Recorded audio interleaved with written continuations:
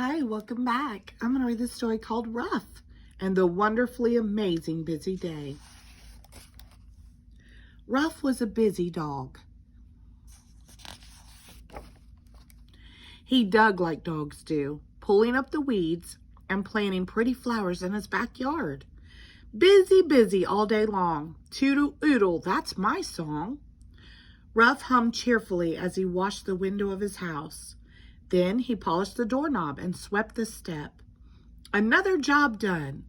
Ruff stopped singing. Sometimes he thought it would be nicer if there was someone else to sing with him. Ruff jumped up, ready to get busy again. There was a grassy, muddy, messy place near the apple tree. "I know," said Ruff. "I'll make a pond. That's just what the backyard needs." It was hard work, digging the hole to make a pond. But Ruff didn't mind hard work. He was digging up an especially big rock when... "Help!" cried a squeaky voice. A tiny gray mouse rolled out of the grass at Ruff's feet. "What's the matter?" asked Ruff. "Someone has dug up my Hubble house," cried the mouse. Ruff quickly hid the shovel behind his back. "What's a Hubble house?" he asked. "I am Hubble," said the mouse, "and that was my house." Ruff's happy, busy feeling disappeared. He had ruined Hubble's house. He hadn't even known that a mouse lived in his backyard.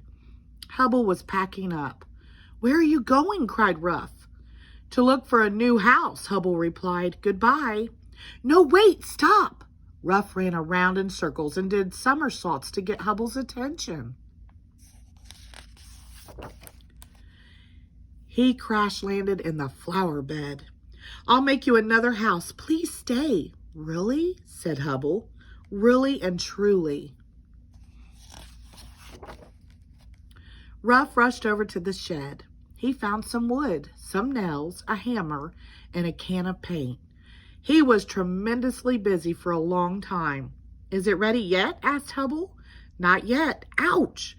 Ruff banged his paw with the hammer. "Don't worry, almost finished." Hubble found ways to pass the time. He did his exercises. He did his knitting. Then he played his trumpet. Finally, the new Hubble house was ready. "It's perfect," said Hubble. "You are amazing."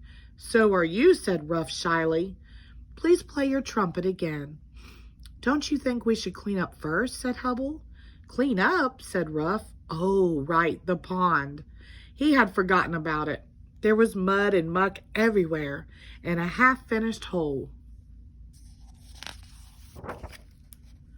"I'll help you," said Hubble, putting away his trumpet and his knitting. So Ruff and Hubble worked together, digging and shoveling and filling the pond with water. And as they worked, they sang, "Busy, busy all day long, wiggle, squiggle, that's our song." Ruff was very happy. The pond was beautiful, just what the backyard needed. And now he had Hubble to sing with too. What an amazing day. Ruff couldn't think of anything else he could wish for when... Splash! Something small and yellow and feathery tumbled from the sky and landed right in the new pond. It was an angry little duck. She swam around in circles, squawking and spluttering and waggling her wings. "Hello," said Ruff. "Who are you?" The duck stopped swimming for a minute.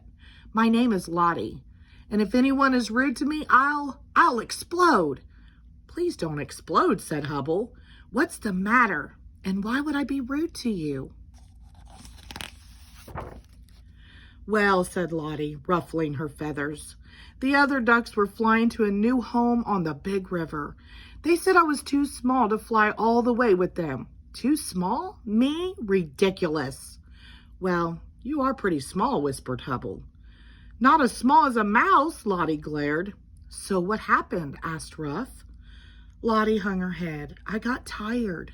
My wings ached so much that I began to fall. I guess they were right. I was too small." And she burst into noisy, quacky tears. Ruff felt so sorry for Lottie that he ran around trying to find things to cheer her up. He brought her a bone, a sun hat, a water balloon, and a bowl of popcorn. He tried giving her a necklace and a flower and a half-eaten sausage, but she just cried and cried. And now I have nowhere to live, Lottie sobbed. Ruff looked at Hubble. Hubble looked at Ruff. They both had a brilliant idea. "You can live here with us," they shouted. "Here?" said Lottie. "In our new pond," said Ruff excitedly. Lottie sniffed. She inspected the pond carefully. She swam around in circles and flapped her wings. She began to sing. "Swimming, swimming all day long, splashy, splishy, that's my song." "So you'll stay?" asked Hubble. "Please," Ruff begged. "A small pond needs a small duck." "You're right," said Lottie happily. That night when Ruff went to bed, he called out, "Good night, Hubble. Good night, Lottie." When his new friends answered, "Good night, Ruff," he wanted to sing and stand on his head and do somersaults. It had been the most wonderfully amazing busy day. And the best thing was that in the morning, Ruff and Hubble and Lottie would still be together. Ready for tomorrow? The end. Thank you.